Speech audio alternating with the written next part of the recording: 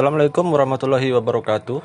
Perkenalkan, kami dari kelompok Wi-Fi yang beranggotakan dua anggota, yaitu pertama saya Gunawan dan teman saya Rosid.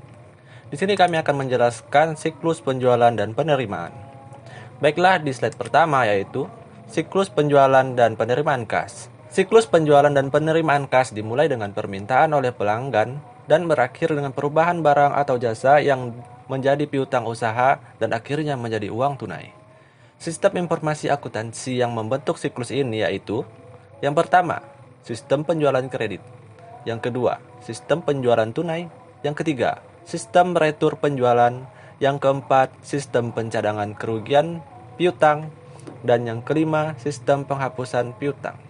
Perancangan program audit untuk pengujian pengendalian transaksi penjualan kredit berupa fungsi yang terkait menuju ke dokumen, dan di dokumen kita menemukan faktur penjualan, surat order pengiriman, dan surat muat, kemudian ke catatan akuntansi, kemudian ke bagan alir dokumen, kemudian salah saji potensialnya, aktivitas pengendalian yang diperlukan, prosedur audit untuk pengujian pengendalian, dan berakhir pada penyusunan program audit. Perancangan program audit untuk pengujian pengendalian transaksi penjualan tunai. Fungsi yang terkait dokumen, catatan akuntansi, bagan alir dokumen, salah satu penyajian potensial, aktivitas pengendalian yang diperlukan, prosedur audit untuk pengujian pengendalian, yang terakhir penyusunan program audit. Perancangan program audit untuk pengujian pengendalian transaksi retur penjualan berupa fungsi yang terkait, dokumen yaitu memo kredit laporan penerimaan barang, catatan akuntansi, bagan alir dokumen, salah saji potensial, aktivitas pengendalian yang diperlukan, prosedur audit untuk pengujian pengendalian, penyusunan program audit. Perancangan program audit untuk pengujian pengendalian transaksi penghapusan piutang. Fungsi yang terkait, dokumen, bukti memorial SK penghapusan piutang, catatan akuntansi, bagan alir dokumen, salah saji potensial, aktivitas pengendalian yang diperlukan, prosedur audit untuk pengujian pengendalian, dan penyusunan program audit. Baiklah, akan dilanjutkan oleh teman saya Rosid. Hai, perkenalkan, saya Rosid. Saya akan melanjutkan penjelasan dari teman saya tadi. Perancangan program audit untuk pengujian substantif terhadap saldo piutang usaha. Nah, dalam perancangan program audit ini juga memerlukan beberapa tahap. Tahap pertama itu prosedur audit awal. Kemudian dilanjutkan dengan prosedur analitik, ujian terhadap transaksi rinci, ujian terhadap saldo rinci, verifikasi terhadap penyajian dan pengungkapan, olah ke penyusunan program audit.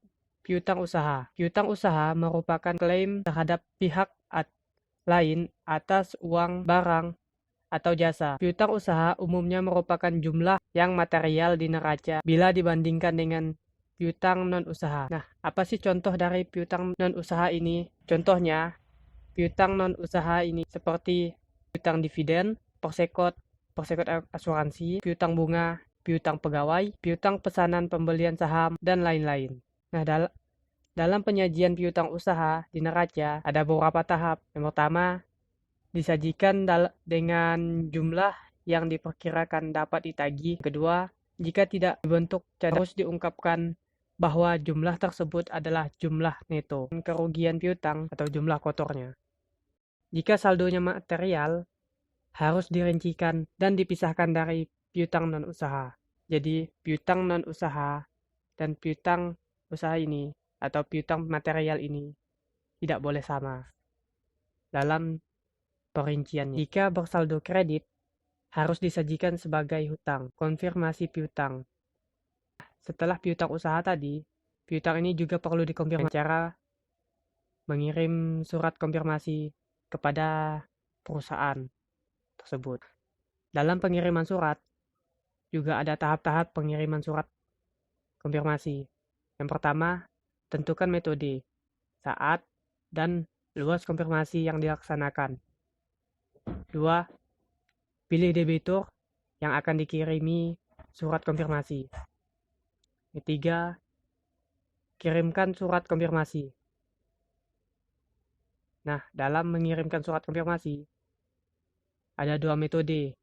Yang pertama, metode konfirmasi positif, dan yang kedua, metode konfirmasi negatif.